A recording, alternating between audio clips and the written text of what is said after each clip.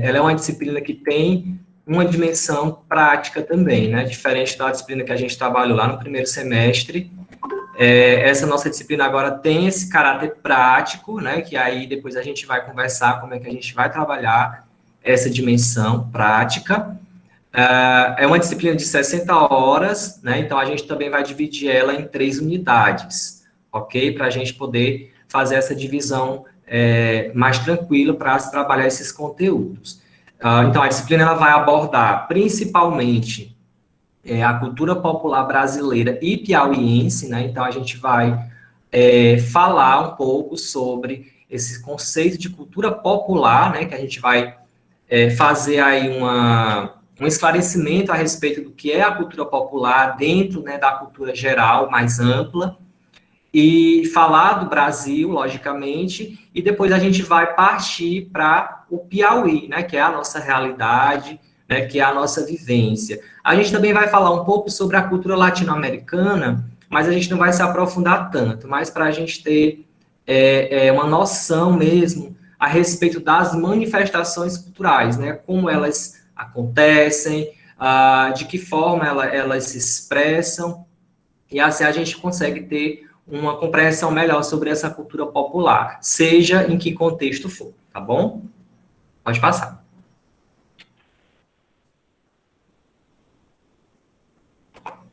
Então, a gente inicia, né, com uma frase, né, do Bob Marley, o saudoso Bob Marley, que diz que um homem sem cultura é como uma árvore sem raiz. O ser humano pensa através de palavras e palavras viram música. Então, a gente pode perceber aqui nas palavras do Bob Marley a importância, né, da cultura, a cultura como se fosse uma espécie de alma, de espírito, né, que anima um contexto social específico, né, um povo, e aí dá identidade, como a gente vai falar mais na frente.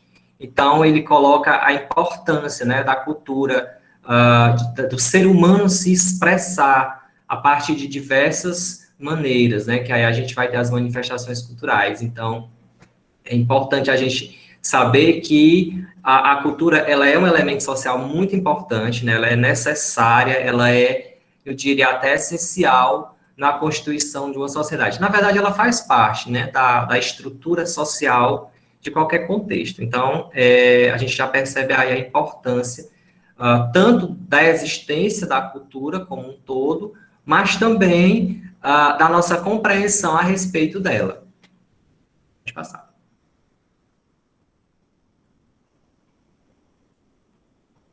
Bom, nesse primeiro momento a gente vai falar a respeito da cultura, né, da cultura geral mesmo, né, mais ampla, partindo para a cultura popular, que é uma categoria dentro da cultura geral, e a gente tem que entender que existe esse conceito, ou conceitos, né, mais de um, da cultura, e dentro dessa cultura geral a gente vai ter categorias, e uma delas é a cultura popular. Nós também temos a cultura erudita, né, que a gente também vai fazer uma abordagem sobre ela, e a cultura de massa. Então, essas 3 categorias de cultura são as mais abordadas, as mais difundidas, mas claro que a cultura popular realmente, até por fazer parte ali do cotidiano da maioria das pessoas, é a categoria mais conhecida ou mais estudada, né, até com um número de manifestações muito maior, se a gente for comparar com as outras categorias. E também vamos abordar um pouco sobre a identidade cultural. Pode passar. Bom, então assim, a gente começa falando a respeito da cultura, né? Vocês têm aí à disposição nos materiais, tudo que a gente vai abordar aqui, vocês têm à disposição nos materiais da disciplina.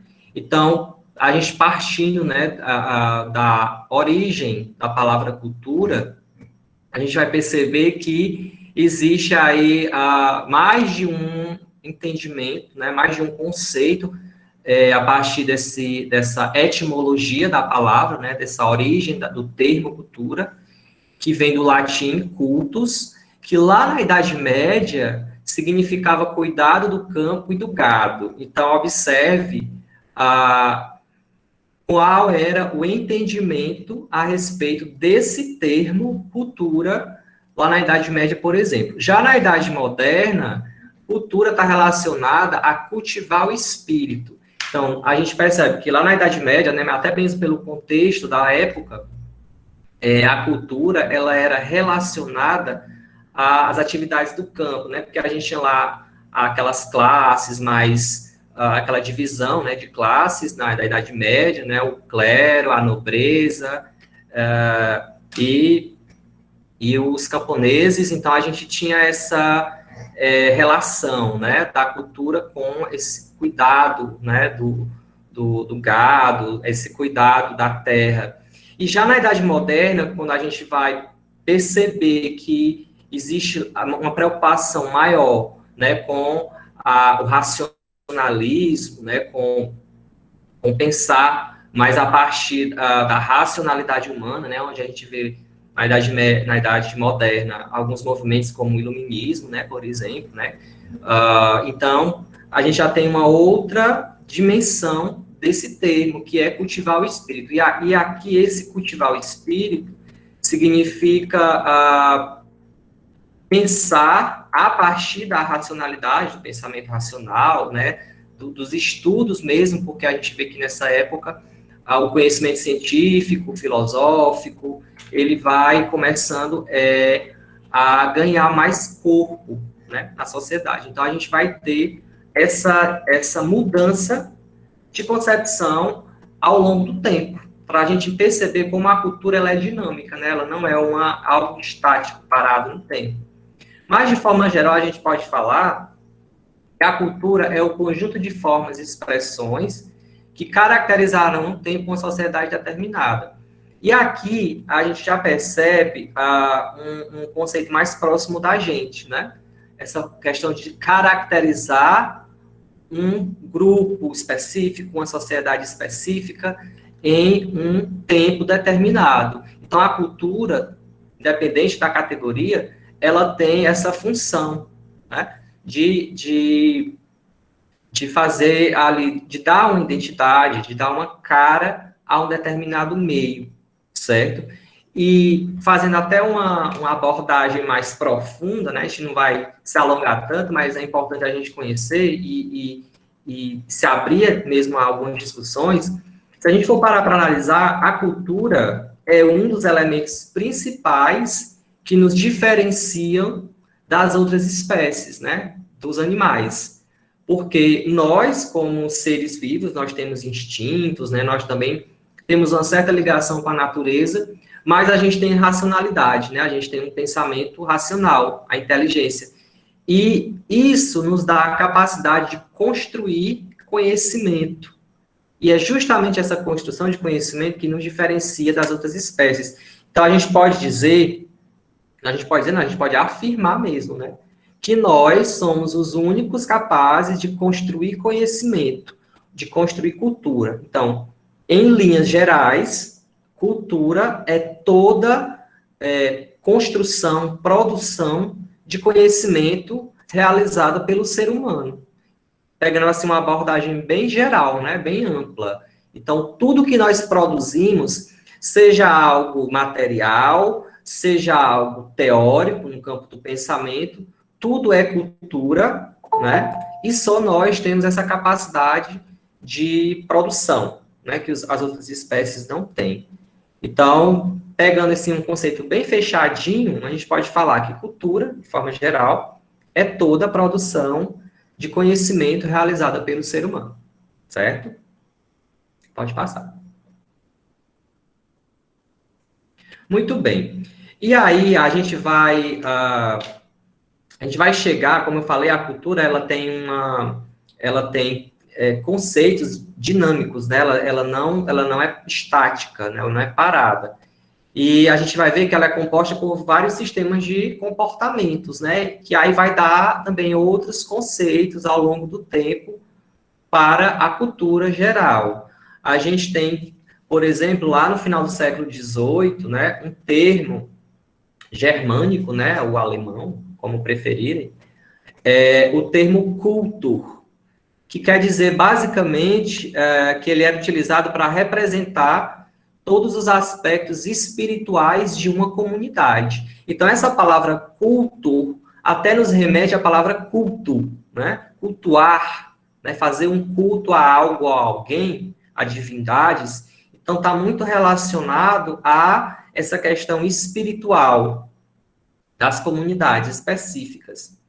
Depois, a gente vai ter um termo do francês, né, que é o civilization, né, que a pronúncia é praticamente o inglês, mas é um termo cunhado lá no francês, que se refere principalmente às realizações materiais de povo. Então, veja bem, e aqui a gente já vê um conceito de civilização, né, um povo civilizado, junto, agrupado. Então, a gente tem um termo que é muito relacionado a uma dimensão mais espiritual, né, que é o culto, e a gente tem um termo mais relacionado à questão material, civilization. E aí, lá mais ou menos no século XIX, né, alguém, né, teve a ideia de juntar, de unir essas duas ideias, esses dois termos, para cunhar um termo novo que juntasse essas ideias, o espiritual e o material. Então, o Edward Taylor, lá no século XIX, ele cunha esse termo do inglês, né, o culture, que significa basicamente um conjunto de conhecimentos, crenças, arte, moral, leis, costumes, enfim. Então, aqui a gente já percebe um conceito de cultura mais abrangente, né, mais geral, que aí a gente já tem aspectos mais imateriais, né, ou espirituais, como queiram, e aspectos mais palpáveis, mais materiais também, né? Porque quando a gente coloca essa ideia de cultura, eu sei que na cabeça de todo mundo já vem as manifestações culturais, né? Já vem uma dança típica, uma comida típica, lendas, né? E aí isso faz parte da cultura, mas já é a cultura popular. Mas a cultura geral, ela é muito mais abrangente, né? A gente tem tudo isso também, mas a gente tem, por exemplo, costumes, moral, leis. Então, tem todo um sistema muito mais amplo quando a gente fala da cultura geral, né? E aí, em uma concepção tradicional, nós podemos dizer também que a cultura é a reunião de conhecimentos e saberes acumulados pela humanidade no decorrer de seus milênios de anos de história. E a gente volta lá porque eu falei no início, né? Essa produção de conhecimento realizada pelo ser humano, né? Que só nós temos essa capacidade, né, de realizar, né, de construir, de produzir, certo? Pode passar. Ok, eu estou dando uma olhadinha aqui no chat. Daqui a pouco a gente faz um comentário, tá? Mas vocês podem ir colocando aí, fique à vontade. Bom, e aí a gente chega na cultura popular, que, como eu falei, é uma das categorias da cultura geral, que é o nosso objeto de estudo, né, de análise da disciplina. E aí, para a gente entender o que é a cultura popular, a gente tem que observar alguns elementos-chave, justamente para a gente não fazer aquela confusão de limitar toda a cultura apenas a manifestações da cultura popular. Então, o que é a cultura popular? Né? A gente define essa categoria a partir do tipo de manifestação cultural. Então, a gente tem tipos de manifestações muito específicas, né, da cultura popular. Geralmente, a gente tem uma produção do povo e uma participação muito ativa desse povo, principalmente, a gente já fazendo uma análise mais sociológica, né, a gente tem essa produção muito mais relacionada às classes, né, mais, eu não diria nem só populares, mais baixas, no bom sentido, né, as pessoas que não pertencem a uma elite, tá? E também uma interação cultural entre pessoas de determinadas regiões. Essa interação cultural, ela acontece constantemente, ela ajuda a formular as manifestações da cultura popular, não só agora, mas principalmente no passado, né? Se a gente for, por exemplo, falar de formação cultural do Brasil, a gente volta lá na época, né, da colonização, e a gente vai ter uma influência muito grande até hoje, né, dos povos indígenas, né, dos africanos que vieram para cá escravizados, e também dos europeus. Então, aí uma mistura que acaba também gerando esses elementos muito fortes da cultura popular brasileira, que também é uma cultura muito diversa, se a gente for, por exemplo, colocar de região para região, né? Mas a gente tem essa base em comum, né? Quando a gente fala de formação cultural, é uma base étnica e cultural que a gente que foi criada, né? Que foi gerada lá na época da colonização do nosso país. Pode passar.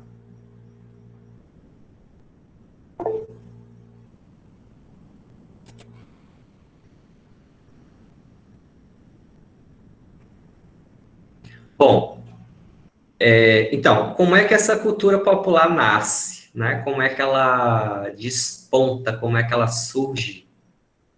Então, geralmente, os teóricos concordam, né, que a cultura popular nasce da adaptação do homem ao ambiente onde vive e envolve diversas áreas do conhecimento, como artes, artesanato, e o artesanato aqui, gente, é um elemento muito presente como manifestação da cultura popular, né?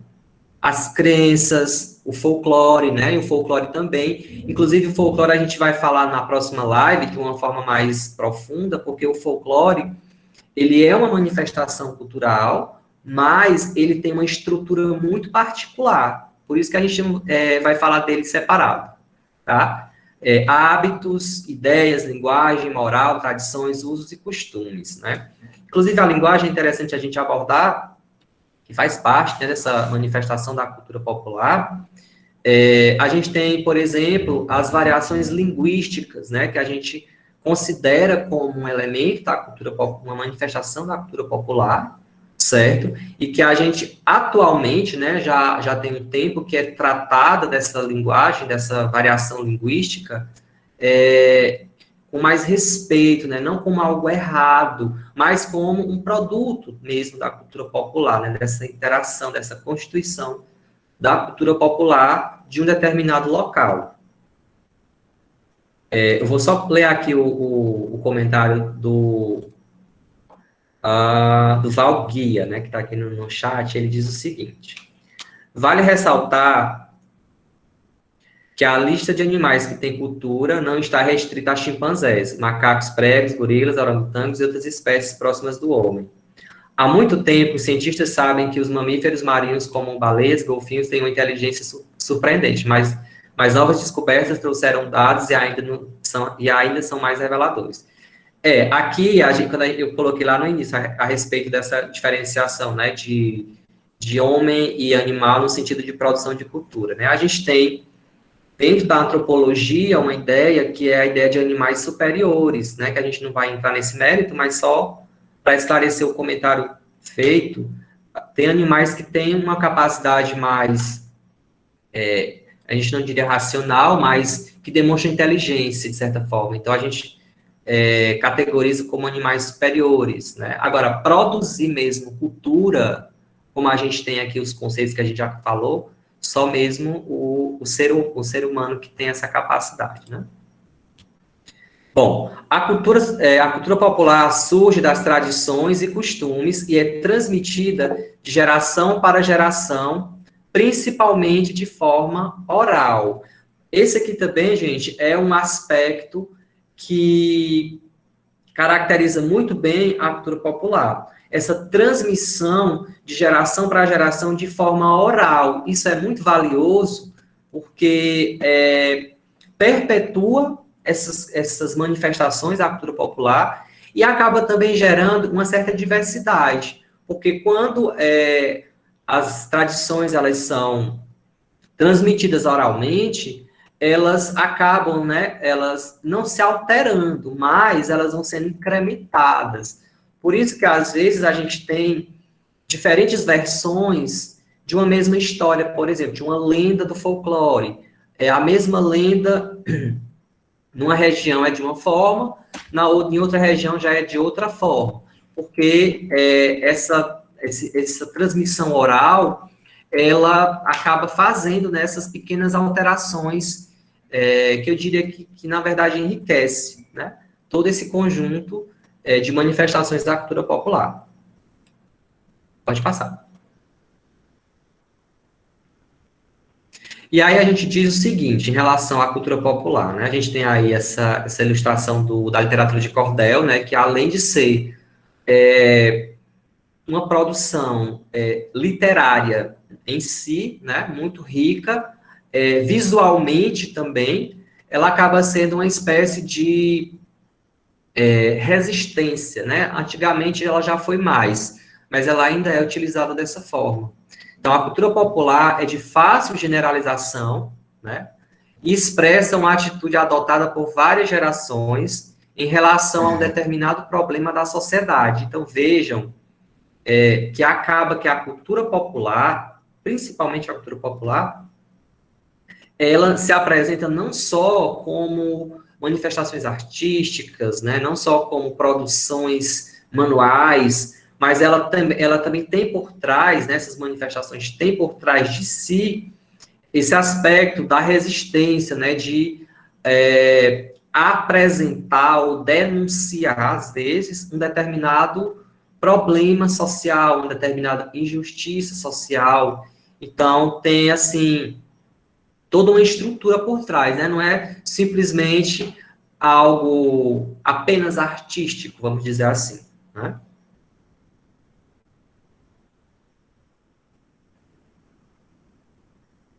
O Júnior Castro colocou, isso é muito relativo, porque toda religião tem sua cultura e suas formas de expressá-las. Eu não entendi o comentário.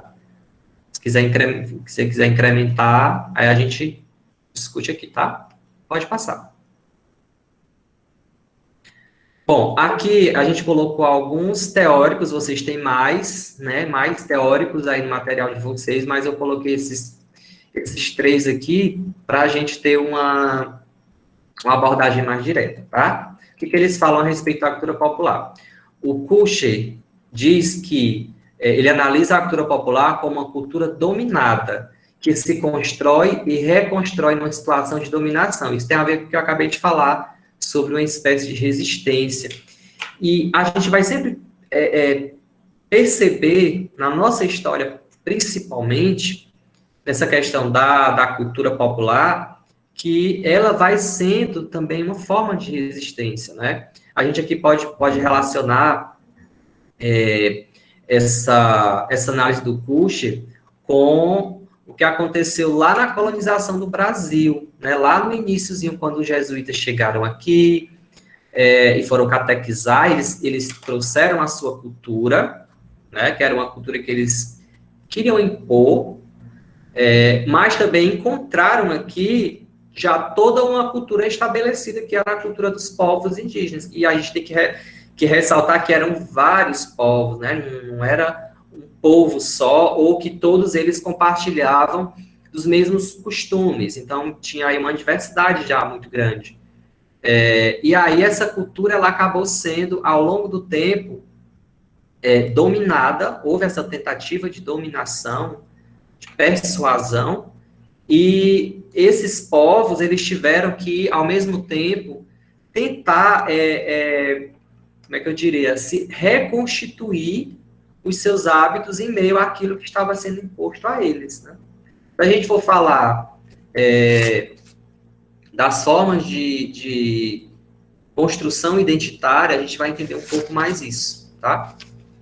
O Abreu e o Soiré, eles nos mostram que, por outro lado, se cultura popular é algo que vem do povo, ninguém sabe defini-la muito bem. Isso aqui é interessante porque vários autores concordam com essa ideia de que a cultura popular, ela vindo do povo, é difícil defini-la, tendo em vista que, às vezes, é difícil definir povo. Que povo é esse? Quais seus hábitos? Quais seus costumes? Qual a sua base histórica? Então, tem essa dificuldade, às vezes, por parte de alguns teóricos, em definir cultura popular, porque, primeiramente, há uma dificuldade em definir essa ideia de povo, né? E, por fim, o Catenati diz que cultura popular é produto de um contexto determinado e de um diálogo das questões colocadas por ele. Coloca aqui a importância da formação da cultura com base no contexto. Isso aqui a gente pode até analisar a cultura popular de onde nós vivemos, né? A gente vai perceber que essas manifestações, elas têm uma íntima relação, ou elas expressam tudo aquilo que está ao redor, né? Que está ali em meio às nossas vivências. Então, tem toda essa dimensão do contexto influenciar, né, na constituição daquela cultura popular específica, né? Dá uma olhadinha aqui no chat rapidinho.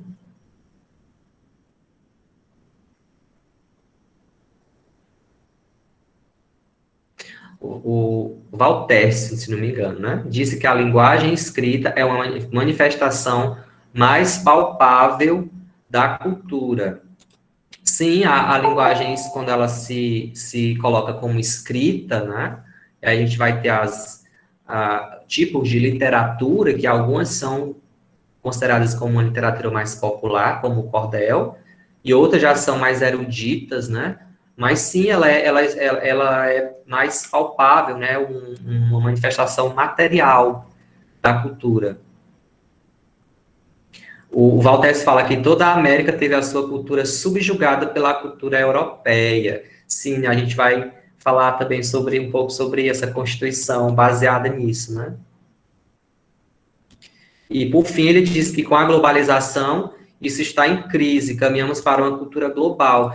É o que a gente chama, Valtécio, de cultura de massa, né? Eu vou até, quando eu for colocar aqui algumas manifestações culturais, eu vou dar um exemplo, né, bem mais explícito a respeito disso que você colocou, tá? Pode passar. Pronto, eu não sei se vocês estão conseguindo visualizar, eu pedi para vocês acessarem um link, né, e aí vocês iriam colocar algumas palavras que para vocês tinham a ver com cultura popular, né, nessa ferramenta interativa, o Mentimeter, e aí tem algumas das participações de vocês, que vocês colocaram lá, que é o resultado, forma essa nuvem de palavras. E aí vocês veem que bem no centro tem a música destacada, né? Por quê? Porque foi a palavra mais colocada por vocês. A maioria colocou música. Então, logicamente, né, a música, independente da categoria de cultura, é um elemento muito presente, é um elemento que faz parte, inclusive, de outras formas de manifestação, não apenas a música em si, mas as danças, né, a religiosidade, as crenças. Então, realmente um elemento muito forte dentro da cultura como um todo. E aí a gente tem outras palavras que vocês colocaram, como ancestralidade, né? Eu acho que é uma palavra também muito forte, né? E que define muito bem também a ideia de cultura popular. O folclore, os folguedos, né? Que já são exemplos de manifestações da cultura popular. Alguém colocou festa junina, Maria Isabel, né, que é uma manifestação da culinária popular, que a gente conhece bastante, o Bumba Meu Boi, alguém colocou diversidade, né, e como eu falei lá no início, a cultura popular tem uma diversidade, assim, muito grande de manifestações, o artesanato, né, é engraçado, gente, como toda vez que a gente fala em artesanato, eu não sei vocês, mas na minha cabeça, o que eu visualizo? Eu visualizo, geralmente, locais menos urbanizados, né? E eu visualizo peças, geralmente, feitas com produtos retirados da natureza, por exemplo, né? Então, algo muito que tem uma ligação muito forte ali com o meio natural. Isso sempre, quando fala de artesanato, me remete. Então, sim, também um exemplo muito forte de manifestação da cultura popular. A gente tem religião, que também tem essa ligação muito forte. Alguém colocou Cabeça de Cuia, né, que é uma lenda do nosso folclore piauiense, tradições, enfim. A gente tem aqui uma série, né, uma série de exemplos dessas manifestações da cultura popular. A gente poderia passar a noite aqui falando de vários desses exemplos, né? Então, aqui, só para registrar a participação, a contribuição de vocês com essas opiniões, tá? A gente vai ter depois outras formas de interação. Espero que vocês participem, tá? Mas eu já agradeço por participarem dessa daqui. Sim, o Rogério colocou aí como exemplo de artesanato, né? A vassoura de palha de carnaúba. Exatamente. A gente tem, por exemplo, lá no litoral, as pessoas que trabalham, né, com artesanato feito de conchas, né, e daqueles produtos ali retirados do mar. Então, sempre vem essa ideia, né, de produtos muito relacionados a algo retirado da natureza, né? Pode passar. Bom, e agora a gente já entra um pouco nessa noção de identidade cultural, né? E essas questões, como o autor coloca lá no livro, as questões identitárias, elas têm essa dimensão de afirmação de singularidades. Então, a gente já viu aqui que a cultura geral em si já é bem ampla, a cultura popular, ela tem também uma diversidade muito grande de manifestações, e a noção de identidade cultural vem mostrar para a gente justamente a importância de se perceber, de se colocar e de se afirmar dentro de todo esse conjunto da cultura popular, né? Afirmar a sua singularidade, a singularidade do seu grupo social, né, específico, a singularidade da sua região. Então, aí a gente já vê a importância que tem a identidade cultural. Pode passar.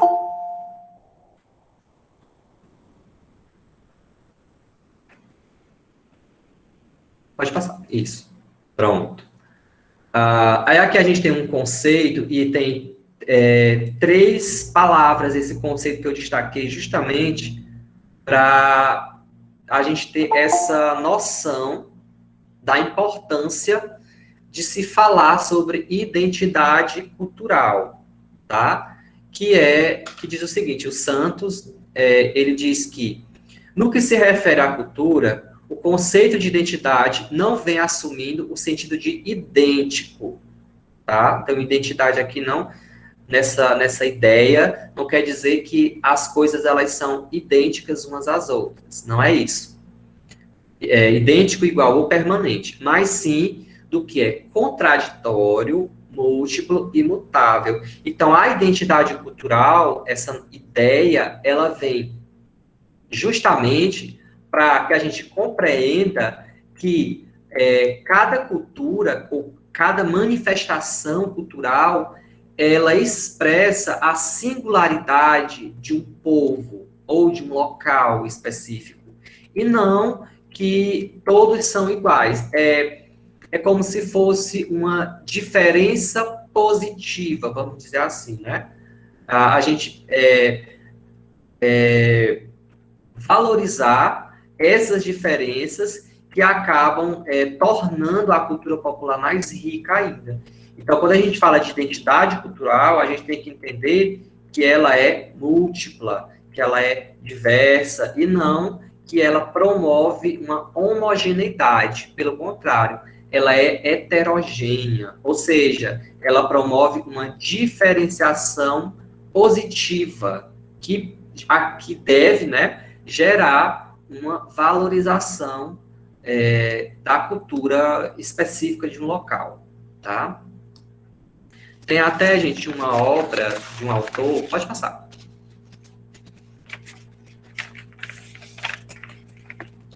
que ele é bastante citado no material de vocês, inclusive ele está aqui agora neste slide, que é o Stuart Hall. Eu vou até indicar para vocês, quem quiser se aprofundar um pouco mais nesse conceito de identidade cultural, né? A gente não vai abordar na disciplina porque seria já um assunto muito amplo, né? Já fugiria do nosso foco. Mas tem um livro do Stuart Hall chamado A Identidade Cultural na Pós-Modernidade. Eu vou depois deixar aqui no chat para vocês. Vocês podem baixar na internet, está em domínio público. Ele é um teórico que fala muito sobre identidade cultural, não só do conceito, mas também da diversidade de conceitos e também das mudanças dessa visão ao longo do tempo, principalmente como o livro coloca na pós-modernidade, né, que é esse momento que a gente vive, né, a gente vive num mundo pós-moderno, de acordo com algumas ciências e outras que não são ciências, mas que abordam essa ideia também, tá? Então, eu vou deixar aqui depois no chat o nome do livro, quem tiver interesse pode ir lá baixá-lo, tá? Bom, então, o Stuart Hall, a Catherine Woodward e o Tomás Tadeu da Silva dizem o seguinte, que a identidade cultural não é autorreferencial, como se pensava. Ela é, pelo contrário, relacional, nasce e se desenvolve na relação com o outro.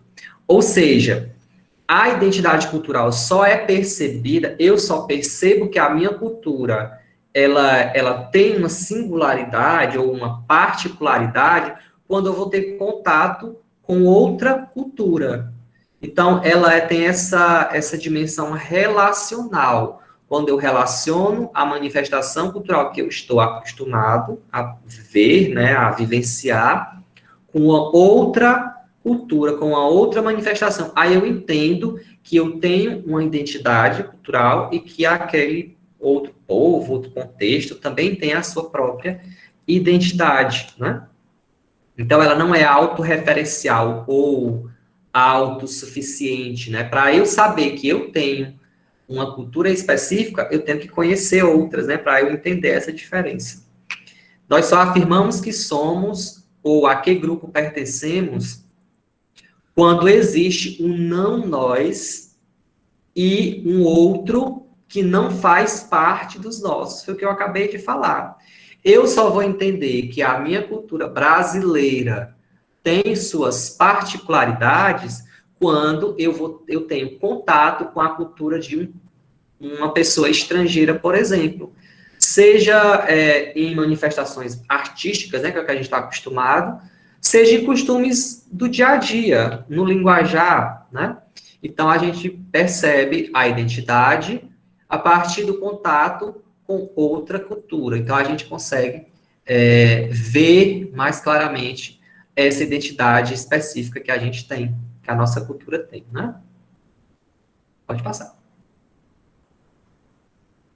Bom, e aí a gente chega aqui nessa ideia que o Santos coloca. Eu particularmente, quando eu estou estudando algo, quando eu estou lendo, eu gosto muito quando os teóricos, eles categorizam, né? Eles colocam essas definições de algo, né? De um conceito mais geral. Eles vão colocando essas categorias, para mim, pelo menos, facilita bastante o estudo.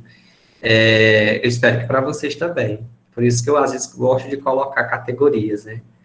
Então, em relação à identidade cultural, o Santos, ele coloca 4 formas de construções identitárias, que são a identidade de legitimação, dominação, a gente falou mais ou menos, né, agora há pouco sobre isso, a identidade de resistência e libertação, a identidade de permanência e essência e a identidade de mudança e transformação.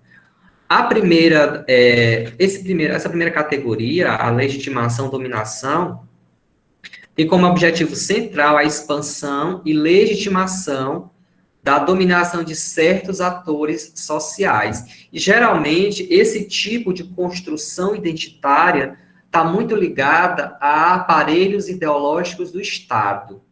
Então, aqui eu vou usar mais uma vez um exemplo, né? Eu vou usar e abusar desse exemplo, que é a colonização, né, do nosso país, que começou nessa dimensão cultural, no caso, com os indígenas. Então, a gente tinha vários povos com a sua própria cultura, com seus próprios hábitos, né? E a gente teve um povo que chegou, né? Os europeus, no caso, a Companhia de Jesus, quando veio, os jesuítas vieram para tentar civilizar, né, os índios. Então, eles chegaram com essa cultura tentando impor, né, aos índios, como se a cultura deles fosse menos digna, né, fosse desprezível em relação àquela cultura europeia. Então, a gente tinha essa característica de um povo que quer legitimar essa dominação a partir da sua cultura, né? Eu vou pedir licença para dar um exemplo para vocês a respeito disso, né? Quando a gente pega essa questão da catequização dos indígenas, né? Quando os portugueses, na verdade, os jesuítas, eles iam lá nas aldeias, né, para tentar converter os índios, né? E aí os índios tinham práticas, assim, totalmente diferentes do contexto dos portugueses, né, dos europeus. Então, eles andavam nus, né, eles praticavam incesto, né, que é a relação sexual entre pessoas consanguíneas, né, pai e filha, e, enfim. Eles tinham a prática de guerrear entre eles, né, tinham várias tribos, vários povos, eles às vezes guerreavam, e a prática mais polêmica, né, assim, que assustava, né, indignava os portugueses, que era a antropofagia, né, que, num termo bem banal, é o canibalismo. Então, assim, para os índios, essa prática, no caso da antropofagia, era algo que vinha de uma tradição muito antiga. Então, para eles, a antropofagia não era um absurdo, né, não tinha nada assim de horrendo você matar e alimentar a tribo com a carne de uma outra pessoa. Porque por trás disso tinha uma motivação, né? Eles guerreavam e o perdedor, às vezes, era capturado, e que era capturado acontecia esse ritual da antropofagia. E a motivação deles, na verdade, era como se fosse uma forma de vingar, de honrar aqueles da sua tribo que no passado foram mortos pela outra tribo. Então, tinha essa dimensão. Para os portugueses não era assim, né? Era uma selvageria, era uma abominação. Então, eles tinham essa ideia de que era legítima para poder impor a sua cultura em relação aos indígenas, né? Então, a gente chama isso de uma identidade de legitimação, dominação. A segunda categoria é a identidade de resistência e libertação, certo? Geralmente, ela é criada por atores sociais que estão em condições de exploração, desvalorização, dominação e ou exclusão de símbolos e materiais. A gente também poderia relacionar isso aos indígenas, mas eu vou trazer um outro exemplo da história, que são os escravos, né? A gente tem aqui um tipo de construção identitária que está muito relacionada à resistência, né? A forma de perpetuar sua cultura nativa, né?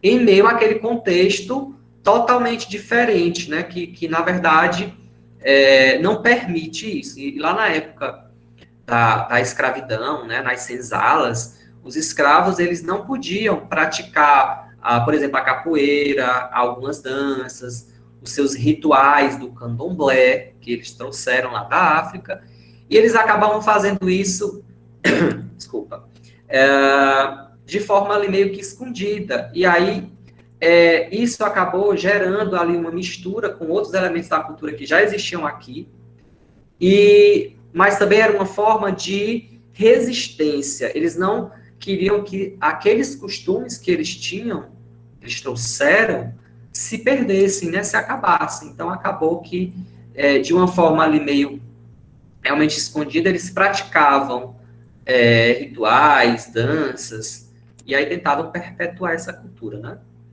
A terceira categoria é a identidade de permanência essência, que aborda todos os projetos de identidade que busca afirmar um essencialismo das configurações culturais, é um discurso de um ser coletivo. Aqui a gente pode colocar como exemplo a ideia de nacionalismo, ou seja, de que a nação ela deve ser encarada como um ser único, né, que tem a sua importância e a sua identidade diante de outras nações, né? Por isso que a gente coloca como uma permanência essência, ou seja, que a nação ou a cultura daquela nação ela permaneça da forma como ela, não seja alterada ou, usando um termo um pouco mais forte, né, contaminada por outras culturas, né? Por isso que muitas vezes a gente vê a prática da xenofobia, né, contra povos que migram ou que são refugiados, porque é como se, nessa dimensão da cultura, né, é como se a cultura daquele lugar, ela fosse sendo mesmo alterada, ou contaminada por essas pessoas, né, e aí a gente tem práticas que não são legais, né. E, por fim, a gente tem a identidade de mudança e transformação. Nessa categoria, a gente fala que as identidades são vistas como social e culturalmente construídas. Logo, elas são mutáveis e dinâmicas. Aqui a gente já vê uma categoria que é mais aberta, né? A mudança e a transformação. E a gente pode relacionar muito ao que já foi até colocado aqui no chat, com a globalização. Então, já é uma ideia que não, diferente dessa terceira categoria, ela já é mais aberta, né? Ela já tem essa visão mais positiva a respeito desse contato com outras culturas, né?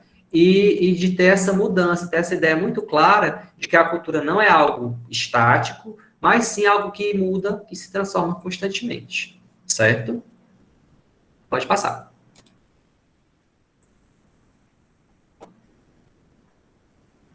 Muito bem. Aqui, gente, eu tomei a liberdade de pegar as falas de alguns de vocês lá do Fórum 1, né, que é sobre identidade cultural.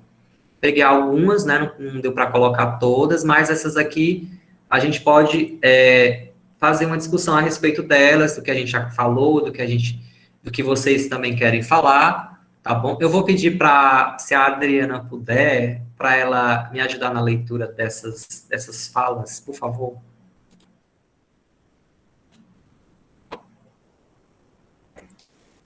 Adriana? Oi, professor. Você poderia fazer a leitura? Posso sim.